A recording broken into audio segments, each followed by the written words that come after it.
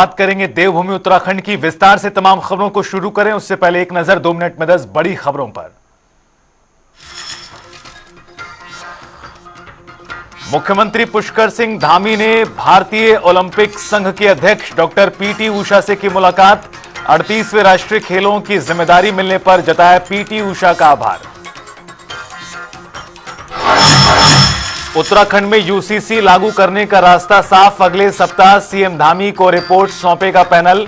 Cabinet से मंजूरी के बाद लागू होगा कानून।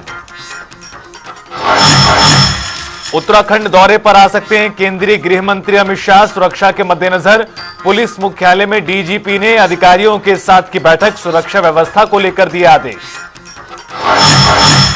हरिद्वार में हाथियों के झुंड को देखकर लोगों में अफरा तफरी। वन विभाग के सिपाहियों ने हाथियों को जंगल की ओर रवाना किया।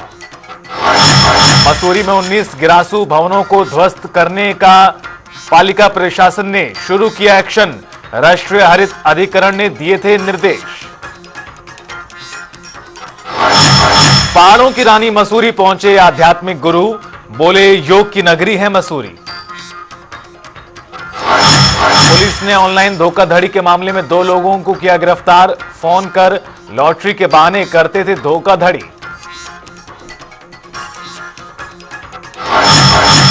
हल्द्वानी में रामलीला के दौरान भाई ने भाई की गोली मारकर की हत्या। आरोपी की तलाश जारी। काशीपुर में बार एसोसिएशन ने की प्रेस कॉन्फ्रेंस। नई बहुमंजिला इमारत बनाकर तहसील कार्यालय चकबंदी कार्यालय को एक ही परिसर में शिफ्ट करने की मांग। विकासनगर में पुलिस को मिली कामयाबी। 5000 का इनामी अभियुक्त हुआ गिरफ्तार।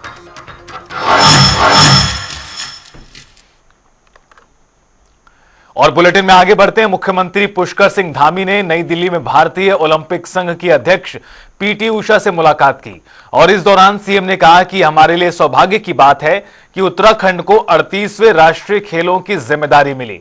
इसके लिए उन्होंने भारतीय ओलंपिक संघ की अध्यक्ष डॉक्टर पीटी उषा का आभार प्रकट किया। ये हमारे लिए बहुत सौभाग्य की बात है कि उत्तराखंड को 38वें राष्ट्रीय खेलों के आयोजन की जिम्मेदारी मिली है और आज मैं ओलंपिक संघ की अध्यक्ष पीटी उषा जी से यहाँ मैंने भेंट करी है। मैं इनका भी बहुत धन्यवाद करता हूँ कि उन्होंने आज हमको पूरी तरह से आश्वस्त भी कर दिया कि 28 जनवरी से 14 फरवरी तक 2025 में इस खेलों के आयोजन की उन्होंने स्वीकृति प्रदान की है। बाकी विधिवत रूप से उनकी जो जनरल बॉडी की उनकी यहाँ मीटिंग होगी 25 अक्टूबर को, उसमें इसका शेड्यूल जारी कर दिया जाएगा। हम पूरी तरह से तैयार हैं और हमारा इंफ्रास्ट्रक्चर पहले से ही काफ़ी बन चुका है और सभी तैयारियां हम पहले से कर रहे थे। इसलिए ये खेल बड़े अच्छे होंगे, बहुत भव्य तरीके से होंगे और जो पहले के जो राष्ट्रीय खेल हुए हैं उन राष्ट्रीय खेलों से भी हम निश्चित रूप से वहाँ के खेलों के जो अनुभव हैं उन अनुभवों से भी और अच्छा करने के लिए हम काम करेंगे। एक्चुअली ना मैं बहुत खुशी हूँ उत्तराखंड का सीएम हमारा आईओए में विजिट में है तो I am happy that even national game they are ready for hosting the national games also even winter games also. इसलिए हम डेट जनवरी 28 से लेके फरवरी 14 तक tentatively we will be confirming after SGM next week 25 उसके बाद। तो very happy that they are ready and they are confident of hosting in a good way. Uttarakhand विधानसभा ने इस साल फरवरी में समान नागरिक संहिता बिल यानी यूनिफॉर्म सिविल कोड को पास कर दिया था। इसके बाद राज्य ने कार्यान्वयन समिति का गठन किया जिसने यूसीसी के कार्यान्वयन ढांचे को लगभग पूरी तरह तैयार कर लिया है। राज्य में यूसीसी को जन केंद्रित बनाने की कोशिश की गई है। उत्तराखंड समान नागरिक संहिता प्रारूप समिति के अध्यक्ष शत्रुघ्न सिंह ने इस संबंध में जानकारी दी है कि यूसीसी का जो कोड है वो आज से करीब 8 महीने पहले स्टेट लेजिस्लेचर ने पास कर दिया था। उसके बाद एक रूल मेकिंग कमेटी बनी थी और रूल मेकिंग कमेटी से अपेक्षा की गई थी कि कोड को सुचारू रूप से लागू करने के लिए जो संबंधित रूल्स हैं उसको फ्रेम करें। और इस समिति की पहली बैठक फरवरी माह में उसके आखिरी सप्ताह में हुई थी और तब से लगातार समिति इस काम में लगी हुई थी। और कल समिति के जो माननीय सदस्य हैं उनके साथ बैठकर रूल को फाइनल रूप दे दिया गया, अर्थात समिति की मुहर उस पर लगा दी गई। अब वो रूल्स प्रिंट होंगे और माननीय मुख्यमंत्री जी को प्रस्तुत किए जाएंगे। प्रदेश भर के प्राथमिक और माध्यमिक स्कूलों की इमारत के लिए शिक्षा मंत्री डॉक्टर धन सिंह रावत ने अधिकारियों के साथ बैठक की है। इस दौरान अधिकारियों को स्कूलों की ग्रेडिंग कर पुनः निरीक्षण करने के भी निर्देश दिए गए। इस पर जानकारी देते हुए उत्तराखंड माध्यमिक शिक्षा के निदेशक लीलाधर व्यास ने कहा, मंत्री जी के निर्देशों के अनुसार स्कूलों की इमारतों की ग्रेडिंग को ABCD के रूप में 4 कैटेगरी में रखा गया है, जिसमें A कैटेगरी में वो स्कूल शामिल हैं जो सुलभ हैं, वहां निर्माण कार्यों की जरूरत नहीं है। इसके अलावा B और C कैटेगरी में वो स्कूल आते हैं जिन्हें मरम्मत की आवश्यकता है। इसमें जो माननीय मंत्री जी के निर्देश हैं उनके निर्देशों के अनुसार स्कूलों को 4 कैटेगरी में विभाजित किया गया है। एक A कैटेगरी के विद्यालय हैं जहाँ निर्माण की आवश्यकता नहीं है, जहाँ भवन हमारे सुलभ है। एक B कैटेगरी के विद्यालय हैं जहाँ लघु मरम्मत की आवश्यकता है और एक C कैटेगरी के विद्यालय हैं जहाँ दीर्घ मरम्मत की आवश्यकता है। और D श्रेणी में ऐसे विद्यालयों को चिन्हित किया गया है जहाँ विद्यालय जीर्ण शीर्ण हो गए हैं या उनको ध्वस्तीकरण की आवश्यकता है, तो वहां पर एक नया निर्माण भी प्रस्तावित किया गया है। केदारनाथ विधानसभा सीट के उपचुनाव के लिए बीजेपी और कांग्रेस पार्टी लगातार अपनी अपनी जीत के दावे कर रहे हैं। दरअसल कांग्रेस से पूर्व कैबिनेट मंत्री हरक सिंह रावत का बयान सामने आया। उन्होंने कहा कि केदारनाथ की जनता कांग्रेस के पक्ष में है, वहीं बीजेपी की ओर से केदारनाथ सीट पर जीत का दावा किया जा रहा है। केदारनाथ चुनाव मैं आज कह सकता हूं वहां भी कांग्रेस के पक्ष में माहौल है। भारतीय जनता पार्टी पूरी ताकत लगाएगी। केदारनाथ के चुनाव में लगाई तो उन्होंने बद्रीनाथ में भी थी, लेकिन वह उसमें उनको शायद इतने घमंड हो गए कि वो 5 सीटें लोकसभा जीते थे और वहां का सिटिंग विधायक उनके साथ आ गया था, तो उनको बड़ा एक घमंड था कि हम तो इस सीट को आसानी से जीत ही जाएंगे। मैंगलोर के लिए उन्होंने जोड़ तोड़ की थी, लेकिन ना उनकी जोड़ तोड़ सक्सेस हुई और ना उनका घमंड भी चकनाचूर हो गया। देखकर डॉक्टर हरक सिंह रावत कांग्रेस में है और हम जानते हैं कि भारतीय जनता पार्टी में थे और हमें निष्कासित किया, तो उनकी अपनी कुंठाएं हैं और वो कांग्रेस की बात करेंगे और कांग्रेस के अंदर भी उनकी स्थिति बहुत अच्छी नहीं है, तो कहीं पर अपनी स्थिति को बनाने के लिए इस प्रकार की बयानबाजी कर रहे हैं। ठीक है, पक्ष में रह करके नेता लोग ऐसा करते हैं, लेकिन जहाँ तक केदारनाथ सीट का सवाल है तो भारतीय जनता पार्टी किसी कीमत पर भी वहाँ इसलिए पराजित नहीं होगी कि हमने वहाँ काम किया है और प्रदेश की जनता का हमारे संग पूरा विश्वास है। और लोकसभा में 5 सीटें प्रदेश की जनता ने हमको दी और उसके अलावा हम लगातार जो है वहाँ जीतते आ रहे हैं। विधानसभा की सीट भी हमको दोबारा प्राप्त हुई यहाँ पर, तो ऐसे में कोई ऐसा कारण नहीं है कि हम केदारनाथ की सीट को हारेंगे। उत्तरकाशी और देहरादून में केंद्रीय गृह मंत्री अमित शाह के दौरे को लेकर पुलिस प्रशासन और बीजेपी संगठन की तैयारियां जारी हैं। हालांकि अभी गृह मंत्री अमित शाह का उत्तराखंड दौरा प्रस्तावित है, लेकिन दौरे को लेकर कहीं ना कहीं उत्तराखंड बीजेपी अपनी तैयारियों को अंतिम रूप देने में लगी है। अभी आदरणीय गृह मंत्री अमित शाह जी के कार्यक्रम की सूचना समाचार पत्रों के माध्यम से मुझे मिली है। ऑथेंटिक कार्यक्रम की उनकी प्रतीक्षा है और जानकारी मिली है वो वाइब्रेंट विलेज है उत्तरकाशी जिले में, वहाँ वो जाकर के भ्रमण करना चाहते हैं, ऐसा है। और एक बैठक उनकी देहरादून में रहेगी और विधिवत कार्यक्रम जब उसका आएगा तो उस हिसाब से फिर बात करें। देहरादून में कांग्रेस कार्यालय में जनसंपर्क अभियान के तहत कांग्रेस ने मीटिंग का आयोजन किया, जिसमें विचार विभाग बुद्धिजीवी प्रकोष्ठ के अध्यक्ष डॉक्टर प्रदीप जोशी सहित कई बुद्धिजीवी लोग मौजूद रहे। इस विचार प्रकोष्ठ में भारतीय राष्ट्रीय कांग्रेस के मौलिक सिद्धांत, जिसमें राष्ट्रीय एकता, लोकतंत्र आदि जैसे विषयों पर चर्चा की गई। कल प्रदेश कांग्रेस कमेटी विचार विभाग बुद्धिजीवी प्रकोष्ठ ने आज एक मुहिम लॉन्च की आउटरीच कैंप। जैसा आपने पूछा अच्छे लोग जुड़ेंगे, ये राष्ट्रीय स्तर से ये देखा गया, राहुल गांधी जी ने भी अनेक बार कहा कि अच्छे लोग धीरे धीरे राजनीति से विमुख होते जा रहे हैं। विभिन्न किस्म के प्रोफेशनल्स, टीचर्स, रिटायर्ड टीचर्स, तो कांग्रेस के प्रति साथ ना आकर, इंस्टीट्यूशन को बिल्ड करने के लिए, डेमोक्रेसी को स्ट्रेंथन करने के लिए साथ ना आकर, फॉल्स नैरेटिव में प्रेजेंट रेजिम के चले जा रहे हैं, और वो रेजिम जो कि इंस्टीट्यूशन को डिस्ट्रॉय कर रहा है। तो हमने एक मुहिम चलाई है और अच्छे लोगों को आमंत्रित किया है कि आप लोग जो सरकार को क्रिटिसाइज करते हैं, आप लोगों को इकट्ठे होकर आना पड़ेगा, सब लोगों को साथ मिलकर ये लड़ाई लड़नी पड़ेगी। विषय बड़ा है और हमें उम्मीद है बहुत सारे हमारे साथ टीचर्स आ रहे हैं, बहुत सारे प्रोफेशनल्स आ रहे हैं। धीरे धीरे आने वाले समय में वो लोग जो कि राजनीति को मजबूत कर सकते हैं और भ्रष्ट लोगों को राजनीति तंत्र से हटा सकते हैं, ऐसे लोग काफी जुड़ रहे हैं। आए दिन सोशल मीडिया पर कई तरह की वीडियोस वायरल होती हैं और कई बार गलत जानकारी के साथ शरारती तत्व माहौल खराब करने की कोशिश करते हैं, जिस पर अब कार्रवाई करने के लिए पुलिस सख्त नजर आ रही है। इसके साथ साथ अफवाहों पर ध्यान न देने का संदेश भी दिया जा रहा है। इस दौरान देहरादून एसएसपी अजय सिंह का क्या कुछ कहना था, सुनाते हैं। देखिए, आप विगत कुछ समय से ऐसा देखने में आया कि कहीं ना कहीं जब विभिन्न समुदाय का हो या विभिन्न धर्म का आधारित कोई प्रकरण आता है, तो कहीं ना कहीं लोग धार्मिक रूप से इसमें आवेश में आने की और प्रतिक्रिया ज़्यादा कर रहे हैं। तो इसमें मेरी सभी से अपील है कि ऐसे कोई भी इंडिविजुअल मैटर अगर होते हैं तो उसमें पुलिस अपना काम कर रही है। जिस तरह आपने देखा कि पूर्व में भी 1-2 इंसिडेंट हुए थे, तत्काल अभियुक्तों की गिरफ्तारी करना या साक्ष्य संकलन करने के लिए उसमें विभिन्न टीमें तत्काल लगा दी जाती है। तो मैं यही अपील करूंगा कि इसमें संयमित रहें और सही सच्चाई जानने के लिए कम से कम पुलिस को 10 से 15 घंटे लगते हैं और उस सही तथ्य आने के बाद जो है उसमें सभी के सामने शेयर किया जाता है।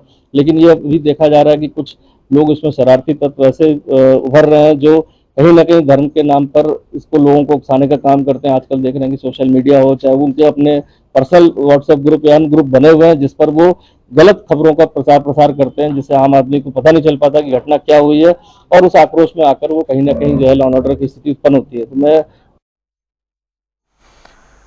देहरादून में जिलाधिकारी साविन बंसल ने विदेशी शराब की दुकान को 15 दिन के लिए निलंबित कर दिया है।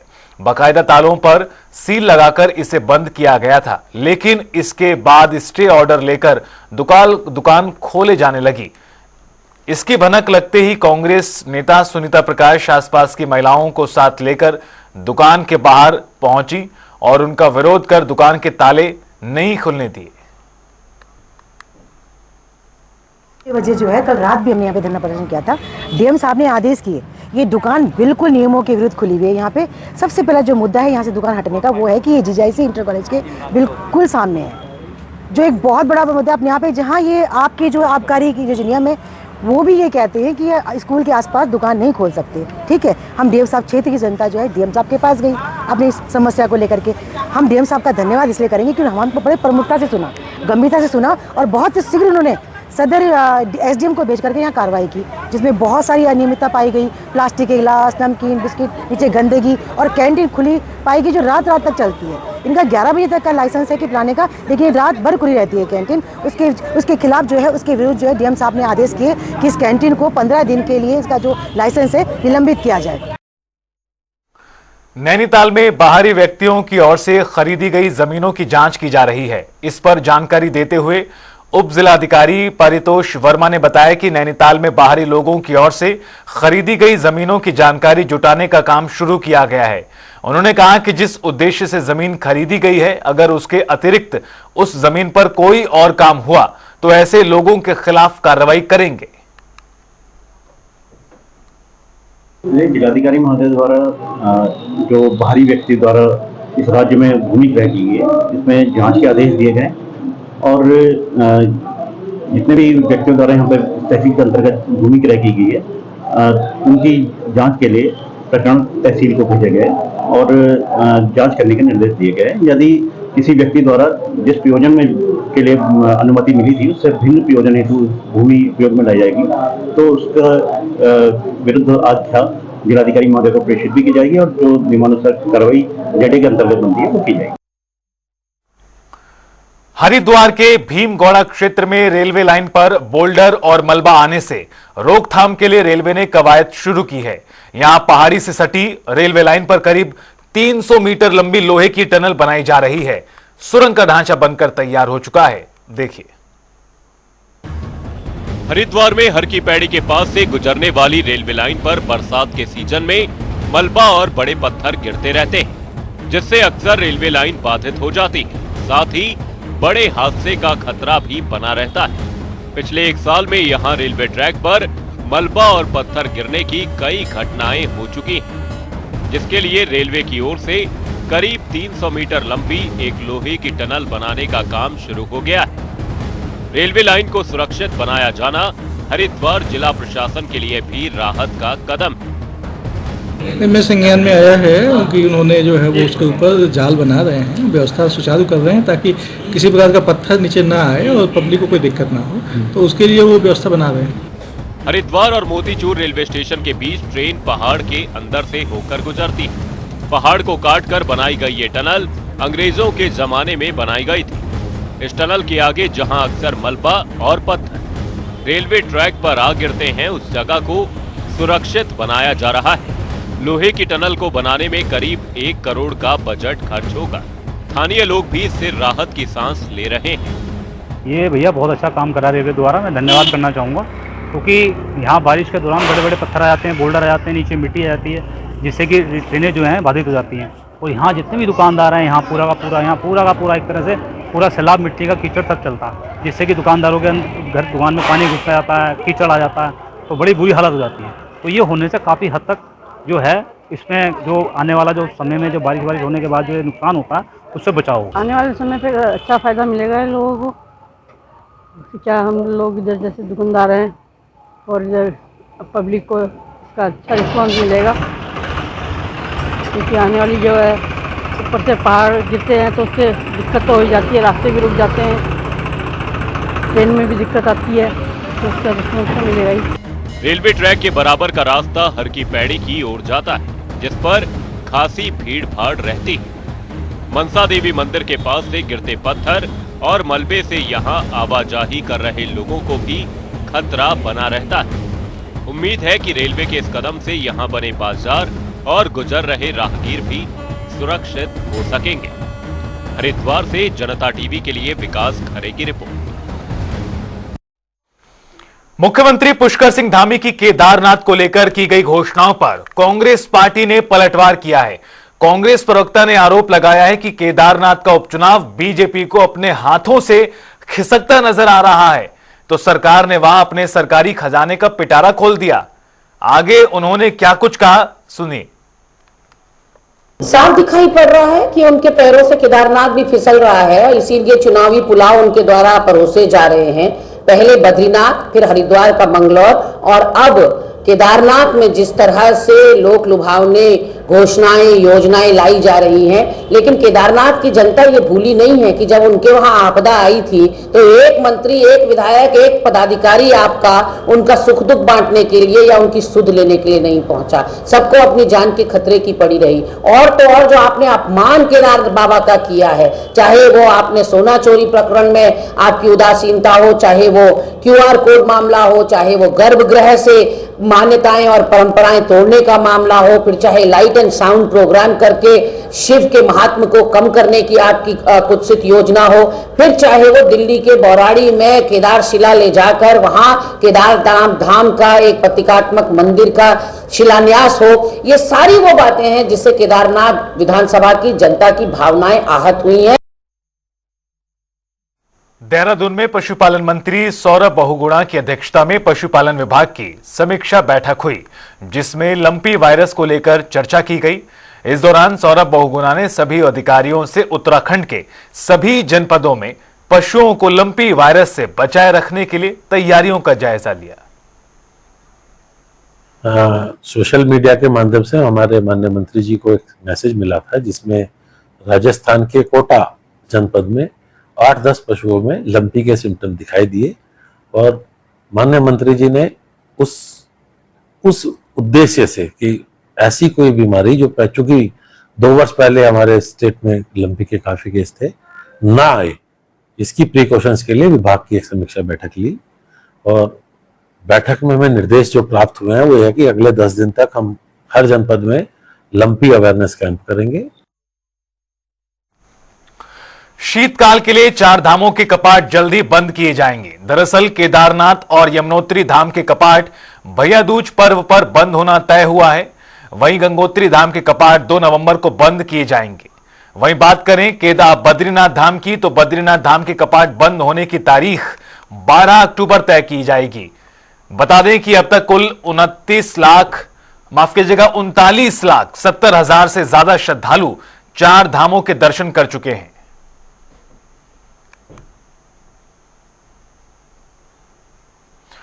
हल्द्वानी में प्रशासन की ओर से ऑटो चालकों के सत्यापन शुरू कर दिए गए हैं।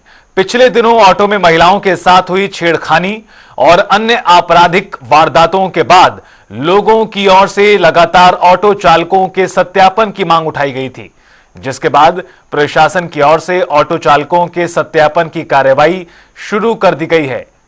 आपको बता दें कि कार्रवाई के तहत ऑटो चालकों को वर्दी पहनने और उनके आई कार्ड के साथ उनके ऑटो की फिटनेस सहित अन्य दस्तावेजों की जांच के बाद उन्हें परमिशन दी जा रही है।